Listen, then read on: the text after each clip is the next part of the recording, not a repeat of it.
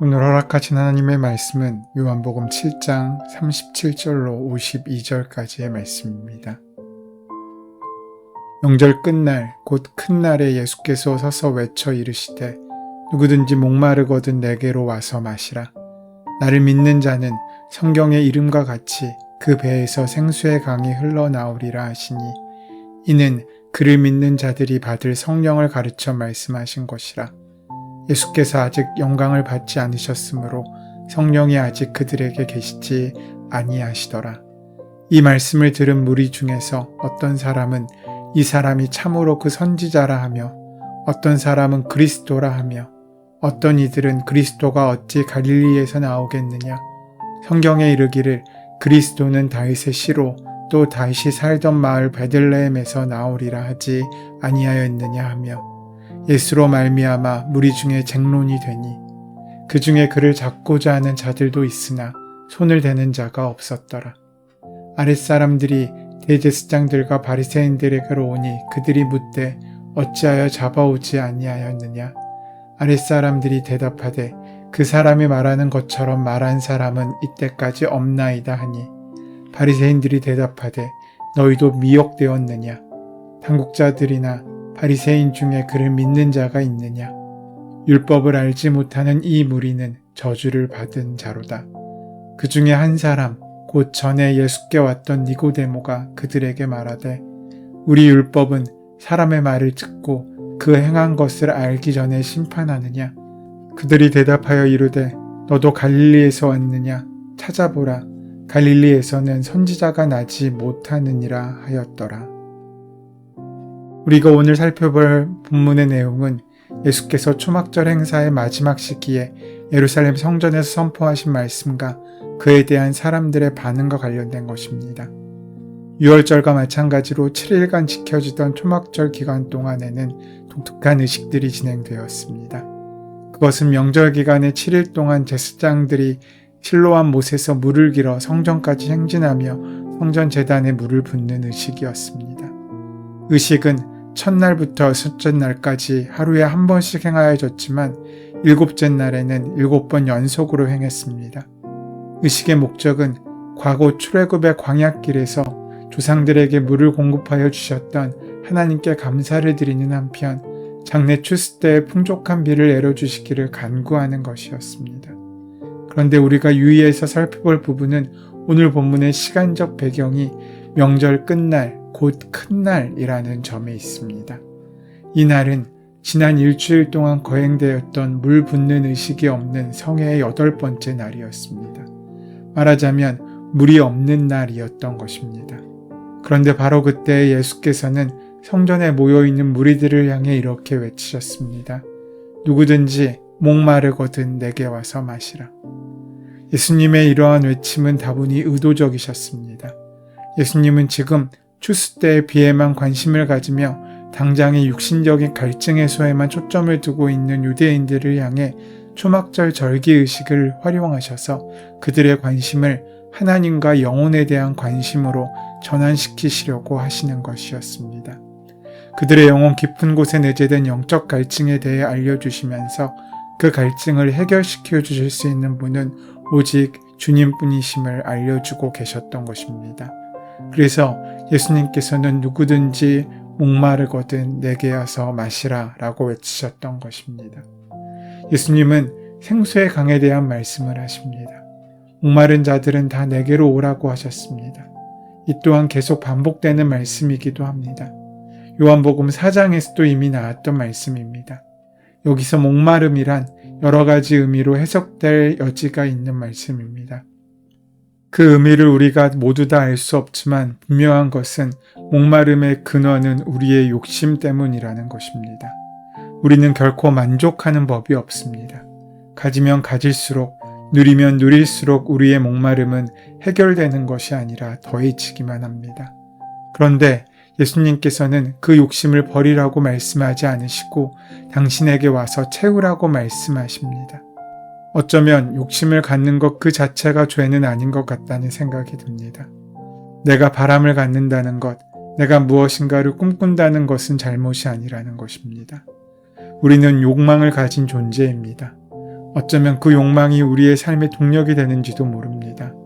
돈에 대한 욕망이 더 열심히 일하게 만들고 먹고자 하는 욕망이 우리를 건강하게 만들어가는 것입니다.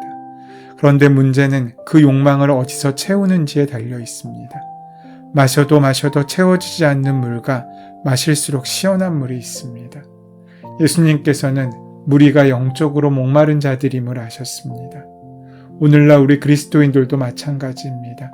위의 것, 영원한 것을 사모한다고 말은 하지만 한편으론 아직도 땅의 것, 우리의 배를 채울 것에 초점을 두고 살아가고 있는 모습이 많습니다.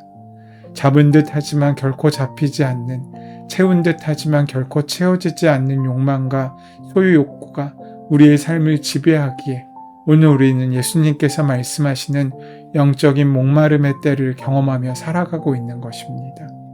더 바라고 더 가지려고 하기에 삶이라는 광야의 자리에서 우리의 영혼은 때로 더욱더 곤고해집니다. 그래서 믿음 없이, 빛과 거듭남 없이, 생명의 떡 없이 살아가는 사람들에게 생수의 강을 지금 말씀하고 있으신 것입니다. 영적인 기갈의 근본 문제가 해결되지 않고서는 우리에게 목마름의 고통은 반복되고 해결되지 않습니다. 우리 심령의 가람을 해결할 수 있는 분은 오직 예수님 뿐이십니다. 인간 스스로의 힘이나 노력으로는 근본적인 갈증을 해결할 수 없음을 우리가 인정할 수 있어야 합니다. 그런 우리를 향해 예수님께서는 지금 당신에게로 오라고 말씀하고 계십니다. 그러므로 말미암아 우리의 공고한 영혼의 갈증이 해결된다고 말씀하고 계십니다. 그렇다면 우리가 영원히 목마르지 않을 방법이 무엇입니까? 예수님께서는 그의 배에서 생수의 강이 넘친다라고 말씀하셨습니다. 여기서 배는 우리 신체에 있는 배입니다. 그란 예수를 믿는 우리들, 예수를 믿는 그리스도인들을 말씀하고 있습니다. 그러니까 예수를 믿는 자들의 깊은 곳에서 샘물이 터져 나온다는 뜻입니다. 다시 말하면 우리의 중심에 샘물이 있어야 목마르지 않는다는 뜻입니다. 또한 이 샘물은 흘러 넘쳐야 합니다. 우리는 늘 나를 채워야 했습니다. 외부로부터 무엇인가 계속 들어와야 하고 받아야 하고 우리가 무언가를 얻어야 했습니다. 사랑도, 물질도, 인정도, 축복도 늘 받아야 했습니다. 행복을 거기서 찾았습니다. 그러나 그리스도인들의 참된 행복은, 예수를 믿는 사람의 행복은, 아니 하나님의 피조물 된 인간의 본연의 행복은 무언가를 받는 데서, 소유하는 데서 나오는 것이 아니라 주는 데서, 사랑하는 데서 나오는 것임을 우리는 기억해야 합니다. 주님을 믿는 자에게 주님은 샘물이 되어 주시겠다고 하셨습니다. 우리는 그렇게 허락하신 샘물을 퍼주는 사람이 될 수 있어야 합니다. 은혜를 나누고, 사랑을 나누고, 인정해주고, 격려해주고, 축복해주고, 감사하고, 그렇게 우리가 얻은 것을 나눌 때 우리 안에 있는 샘물은 더욱더 큰 물줄기를 뿜어냅니다. 그것이 그리스도인의 삶의 원리가 됩니다. 사랑하는 여러분, 우리는 받아서 채우는 사람들이 아닙니다. 주어서 채우는 사람입니다. 그것이 세상과 다른 가치관입니다. 주어서 행복한 사람, 그들이 참된 영적인 샘물이 되는 것입니다. 그러면 그들이 솟아내는 샘물의 근원은 누구이십니까? 바로 성령님이십니다. 오늘 본문 39절의 말씀입니다. 이는 그를 믿는 자들이 받을 성령을 가르쳐 말씀하신 것이라. 그분은 바로 하나님의 영이신 성령님이십니다. 진리의 영이신 성령님이십니다. 세상의 것들로 가득 차 있기에 때론 갈급함을 느끼는 우리의 심령을 은혜의 강물로 채워주실 수 있는 분, 그 성령님께서 오늘 우리에게 허락하고 우리의 삶 가운데 크신 축복으로 흐르게 될 것임을 예수님께서는 우리에게 소개시켜주고 계신 것입니다. 성령님은 거룩하신 영입니다. 그러하기에 아래 것, 땅의 것에 고정되어 있던 우리의 시선을 거룩한 것으로 옮길 수 있도록 도와주십니다. 그리고 우리의 심령 속에 묻은 세상의 때, 죄의 때를 정화시켜 주시고 오직 거룩함에 대한 열망으로 충만케 해주십니다. 또한 성령님은 진리의 영이십니다. 말씀을 통하여 우리에게 위의 것과 아래 것, 하늘의 것과 땅의 것, 영원한 것과 유한한 것을 분별할 수 있는 지혜를 주시고 진리가 무엇인지를 알려주시며 친히 우리를 진리 가운데로 인도해 가십니다. 예수님을 믿는 사람에게 생수의 강이 흐르는 것은 성령님의 활동, 살아있는 능력, 풍성한 은혜를 말하는 것입니다. 수많은 사람들이 교회에 나와 예수를 믿고 물 세례를 받지만 대부분 문제는 사람들이 성령 안에 흐르는 참된 생수의 은혜, 생수의 강을 경험하지 못했다는 데 있습니다. 많은 사람들이 교회에 가야지요라고 말하지만 보통 때와 별 다름없이 살아갑니다. 오랜 시간 동안 성경도 알고 설교도 듣고 헌금도 합니다. 그러면서 여전히 이전의 삶을 반복하고 있습니다. 그런 생활에 전혀 변화를 보이지 않고 있는 까닭은 우리가 세상이 주는 그 물에 만족하여서 성령께서 우리에게 흐르게 하시는 생수의 강을 만나지 못하고 있기 때문입니다.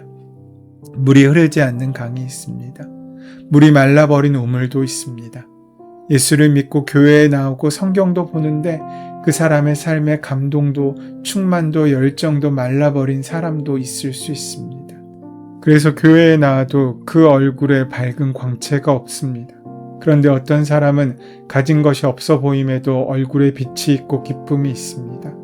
돈이 없어도 불안하지 않고 병들어도 위축되지 않으며 실패해도 두려워하지 않습니다. 그 사람의 얼굴에는 항상 기쁨으로 충만하고 자신감에 가득 차 있습니다. 그것이 성령께서 우리 삶 가운데 오셔서 주시는 기쁨의 열매입니다. 우리 삶에 성령의 생수가 흘러넘치는 일은 얼마나 매력적이고 아름다운 일인지 모릅니다. 성령 없는 예수 신앙은 위인을 존중하고 따르는 일에 그칩니다.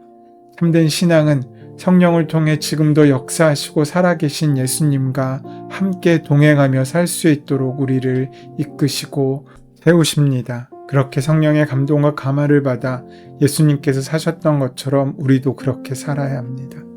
우리 안에 있는 성령의 생수가 우리 밖으로 흘러넘치게 하여서 다른 사람들도 함께 살게 해야 합니다. 생명의 강물을 흘려보내어 모든 죽어있는 것들을 살게 만들고 모든 생명으로 하여금 잎을 내고 꽃을 피우고 열매를 맺게 함으로 황무지를 낙원으로 바꾸어가는 그 놀라운 비전이 우리 마음속에 있을 때 하나님께서는 그 믿음을 현실로 바꾸실 것입니다. 사랑하는 여러분, 의심하지 마십시오. 감추지 마십시오. 흔들리지 마십시오. 여러분 안에 성령의 생수가 흐르고 있고 그 생수를 다른 사람들에게 흘려보낼 때 그들에게도 역시 동일한 생명의 역사가 일어난다는 사실을 믿으십시오. 물론 당연히 그것은 우리가 가진 능력이 아닙니다. 예수님으로부터 흘러 들어온 능력입니다. 그래서 우리는 그 능력이 우리 안에 고여있게 해서는 안 됩니다. 우리 밖으로 흘러가도록 해야 한다는 것입니다. 그래서 우리가 누리는 이 해갈의 기쁨이 우리에게서만 끝이지 않고 우리의 배에서 생수의 강으로 흘러가 온 세상의 주인이신 하나님을 인정하지 못하는 이 세대 속에 은총의 강물로 온 세상을 적시게 하여야 할 것입니다. 더 나아가 우리의 공고하고 갈급했던 심령을 진리로 채워주시며 진리 가운데 한날을 살아갈 수 있도록 인도해 주실 것입니다. 이 사실을 잊지 않고 우리에게 주어진 소중한 한날을 성령님에게 의탁하심으로 오늘 하루를 진리로 가꾸어 가시는 우리 만나의 성도분 되시기를 소원하고 축원합니다. 은혜의 주님, 오늘도 거룩하시며 진리가 되시는 성령님의 인도하심에 순종함으로 진리 가운데 성령의 사람으로 살아가는 우리 모두가 될 수 있도록 동행하시고 함께하여 주시옵소서. 예수님의 이름으로 기도드립니다. 아멘. 이제 오늘 이 아침 우리에게 허락하신 하나님의 말씀이 나에게 주시는 말씀으로 들려지기 위하여 함께 주신 말씀을 깊이 묵상하시고 기도하시는 시간 가지도록 하겠습니다.